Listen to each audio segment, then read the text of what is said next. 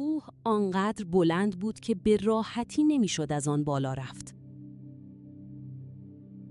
The mountain was too high to climb easily. I was too tired to continue the journey. من آنقدر خسته بودم که نمیتوانستم به سفر ادامه دهم. I was too tired to continue the journey. She is old enough to make her own decisions. او آنقدر بزرگ است که میتواند تصمیمات خودش را بگیرد. She is old enough to make her own decisions. The problem was too difficult for me to solve alone. مسئله برای من آنقدر سخت بود که به تنهایی نمیتوانستم آن را حل کنم. The problem was too difficult for me to solve alone. He is strong enough to carry that heavy box.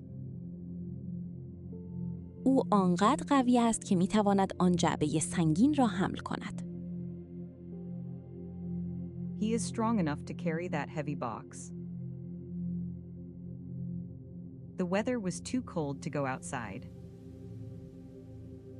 هوا آنقدر سرد بود که نمیتوانستیم بیرون برویم. The weather was too cold to go outside. We arrived too late to catch the last train. ما آنقدر دیر رسیدیم که نمیتوانستیم سوار آخرین قطار شویم. We arrived too late to catch the last train. You are smart enough to understand this lesson. تو به اندازه کافی باهوش هستی که این درس رو بفهمی.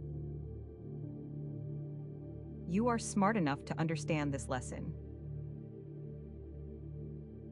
The wall was too high for the child to see over it. دیوار برای کودک آنقدر بلند بود که نمیتوانست از روی آن را ببیند. The wall was too high for the child to see over it. We have enough time to visit all the museums.